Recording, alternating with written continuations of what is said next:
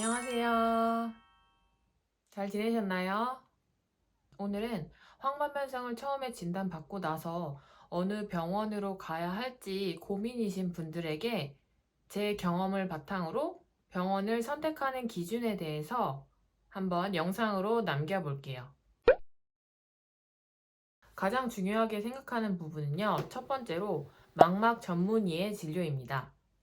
진단명도 생소한데 망막 전문의를 어떻게 선택하는지도 막막하실 텐데요. 제 생각에 망막 전문의는 경험이 많으신 분이고요. 그리고 오랜 경험을 통해 수반된 통찰력과 정확한 진단으로 환자에게 정확하고 명료하게 진료 방향을 잡아주시는 선생님이라고 생각합니다. 진단에 대해 확신이 있으신 분이라면 환자에게 명확하게 진료 방향을 잡아주는 게 전문이라고 생각하고요. 그래서 환자들이 망막 전문의를 찾아가는 거라고 생각합니다. 두 번째는 대학병원급의 장비와 기술력입니다. 대학병원에서 한번 예약하면 기다리는 것도 매우 오래 걸리는데 요즘 같은 시기에는 좀 더 많이 걸리죠. 근데 환자들이 대학병원을 찾는 이유는 다양한 장비를 가지고 있고 큰일이 생겨도 치료를 곧바로 할 수 있다는 믿음이 있어서가 큰데요. 제가 다녀본 결과 꼭 대학병원이 아니더라도 대학병원급의 장비와 기술력 그리고 인력이 있는 망막 전문 병원이라면 기다림도 적고 훨씬 질 높은 치료를 받을 수 있다고 생각합니다. 그리고 세 번째는 접근 용이성입니다. 아무리 좋은 곳이라고 해도 한 번 가는데 시간이 너무 오래 걸린다면 자주 갈 수가 없겠죠. 물론 우리나라만큼 의료 서비스가 잘 되어 있는 곳도 드문데요. 황반변성이라는 게 언제 어느 시기에 터질지도 모르고 진료를 갔을 때는 괜찮았는데 다음 날에 또 재발하는 경우도 있거든요. 저도 꽤 자주 그랬는데요. 정기 검진했을 땐 괜찮다가 집에 와서 다음날 바로 출혈이 생긴 적도 있어요. 그래서 접근 용이성을 생각하지 않을 수가 없는데요. 제가 출혈이 생겼을 때 일주일 안에 빠르게 진료를 볼 수 있는 곳이면 훨씬 좋고요. 길게는 2주에서 한 달 안으로라도 빠르게 진료를 볼 수 있는 곳이 좋은 것 같아요.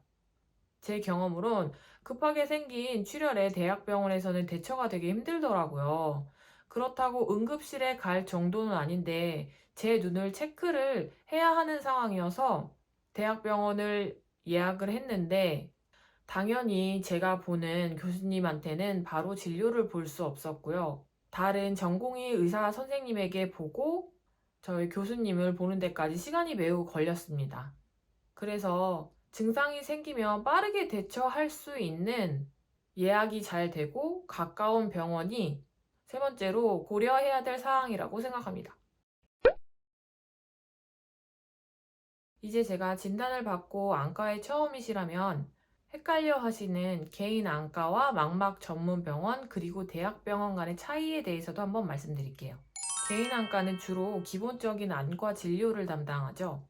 시력 검사, 안압 측정, 안구 건강 검진을 수행하면서요. 간단한 안과 질환에 대한 진료를 봅니다. 그래서 가까운 곳에서 개인 안과를 다니신다면 각막염이나 안구 건조증 같이 간단한 진료를 보는데 용이하다고 생각합니다. 저도 가까운 개인 안과에서 지금 안구 건조증 안약은 처방받고 있습니다. 두 번째, 우리가 자주 찾는 대학병원에 대해서 말씀드릴게요. 대학병원은 전문성과 교육에 중점을 둔 의료 서비스를 제공합니다.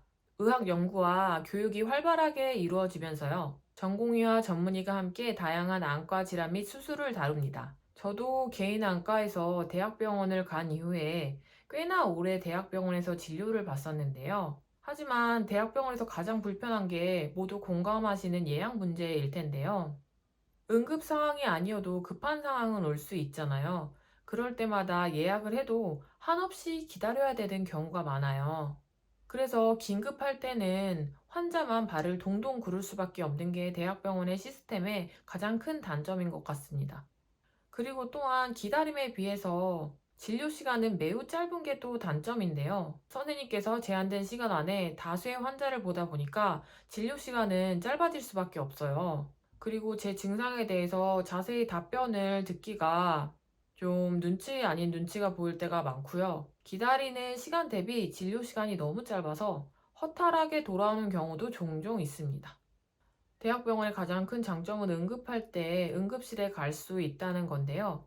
하지만 응급실에 가실 때도요, 응급실에 전화해서 안과 전문의가 계신지 꼭 확인하고 가시는 걸 추천드립니다.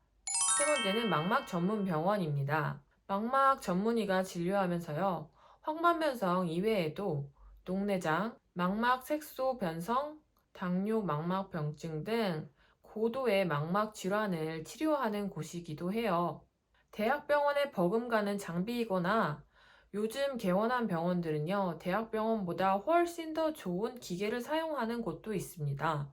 그래서 정밀한 망막 검사도 가능하고요, 치료도 가능한 곳이 망막 전문 병원입니다. 제가 지금 다니는 곳도 망막 전문 병원인데요. 앞서 말씀드린 세 가지 저의 병원 선택 기준에 대해서 모두 다 부합하는 곳이어서 굉장히 만족하면서 잘 다니고 있습니다. 제일 첫 번째 조건은 숙련된 망막 전문의가 계신 곳이었는데요. 또한 대학병원보다 예약이 용이해서 산발적으로 발생하는 증상에 대해서 그때그때 대처가 잘 되고 있어요. 그리고 장비나 시스템도 훨씬 더 좋은 장비가 갖추어져 있고요. 진료 대기 시간도 그렇게 길지 않아서 편리하게 다니고 있습니다.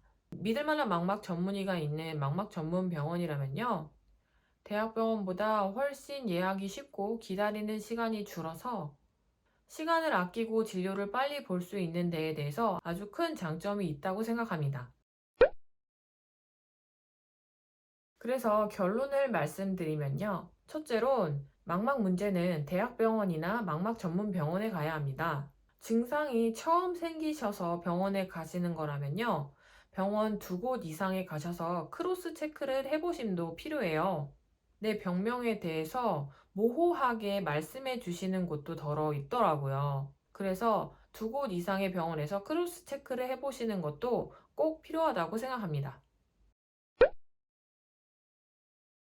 현재 대학병원에서 진료를 보고 계신다면요, 한 병원에서만 진료를 보는 것보다 내가 증상이 생겼을 때 빠르게 예약할 수 있는 망막 전문 병원 한 곳에 제 진료 기록을 두고 두 가지 병원을 병행하면서 다니는 것도 방법이에요.